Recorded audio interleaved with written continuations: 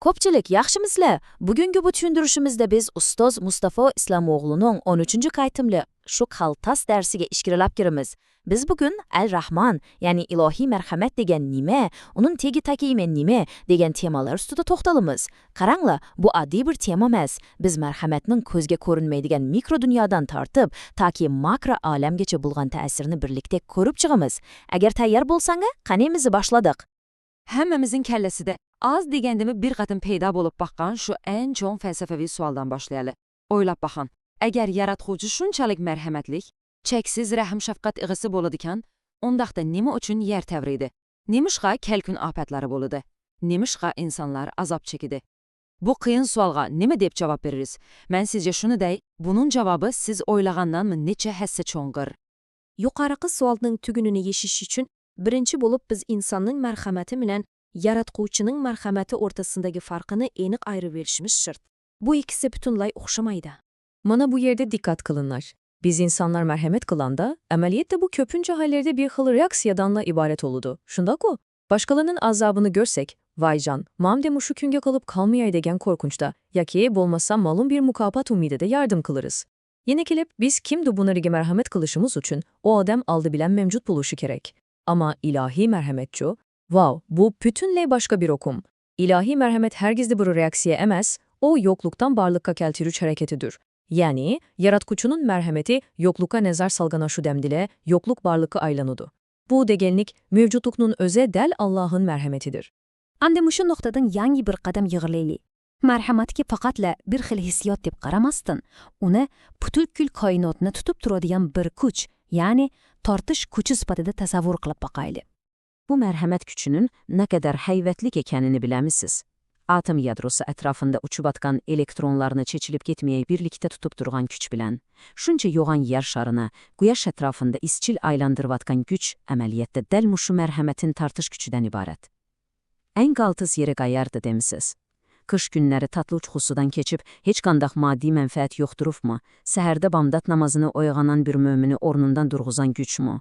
Şu, həməsi şu birlə, görünməz ilahi tartış gücünün turtküsüdən bulup atıyor. Shundakan, tilishmaslik nuqtasidan bir o'ynanib baqayli. Allohning bu ikki go'zal ismi Rahman va Rahimning o'rtasida zodi qandoq farq bor? Qarang, Rahman bo'lsa Allohning zotiga, mohiyatiga tava bo'lgan eng asosliq mutlaq marhamatdir. U gubayaki hammani qoplab turgan bir g'oyat zo'r kunlik. Uni ostida o'txur qo'ynimi bor, yirtqish bo'rimi bor, xushbo'y gulim bor, shundoqla odamni chiqadigan tikanimi bor. Ya'ni butkul mavjudot. Ama rahimchu, u Allah'ın hareketi ve işige tavva, tehime hareketçen ve xaslashtirilgan bir merhamet. U faqat yaratqushisi bilan aktiv munosabat o'rnatishga intilganlarga alohida beriladigan zapas marhamatdir. Qisqasi, Rahman sizni yo'qlikdan bor qilib, oziqlantirdi, Rahim bo'lsa siz bilan bo'lgan shu alohida rishtini qo'g'diydi. Ma'qul, endi bu abstrakt nazariyalarni qo'yib turib, reallikqa qaytib kelaylik. Au bizni qiynayotgan yer tavrash va tabiiy ofatlarni bu nuqtadan qandoq tushunamiz? Azob bilan marhamat, zodi qandoq munosabatda? Hamma narsa bizning qaysi nuqtadan qarayotganligimizga bog'liq. Biz insonlar yer tavrisa, "Vayjon, bu nima degan rahimsizlik, butunlay vayron qiladigan yomonlikkan bu" demaymiz.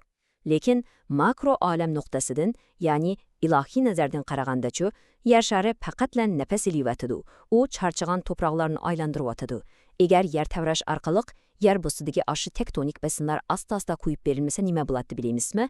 Bütün yer shari go'yo bir soatlik bombadek tamamen portlab ketdi. Demak, yer tavrash amaliyotda bu sayyoraning hayot qolishini kapolatga ega qiladigan bir bexatarlik sabab ekan, shundaqmi? Shunga mundaq bir gap bor. Bu meni pek ta'sirlantirdi. Yovuzlik shaylarning mohiyatida mavjud emas. Hamma narsa marhamat bilan qoplangan. Biz faqat vaziyatning butun ko'rinishini ko'rlamaymiz. Dal shundoq. Cho'ng kartinidan qaraganda har bir hodisaning orqasida umumyuzlik bir marhamat yoshiringan. Bizning yomonlik tayotganimiz amaliyotda bizning o'sha g'oyat zo'r puzelning faqat birla kichik parchasini ko'rib qolib, xato hukm chiqarishimizdan iborat. Undaqda shunchalik g'oyat zo'r butun olamni qoplagan bu ilohiy marhamat bilan siz va mening kundalik qiladigan duolarimiz o'tirisida qandoq aloqa bor?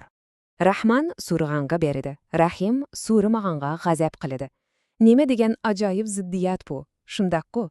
Yaratqıcı bizning onundan merhamet so'rashimizni, onunga yelinishimizni bekim xohlaydi.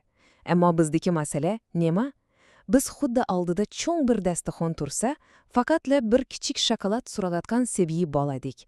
Nurg'un vaqtlarda o'zimizning haqiqiy nimaga muhtoj ekanligimizni faqatla bilmaymiz. Biz doim shunchalik kichik, o'tkinchi, ushshaq-chushaq narsalarni so'raymiz. Xalifa Harun ar-Rashid to'g'riliq uni qiziqarli tarixiy hikoyani anglab baqqanmisiz?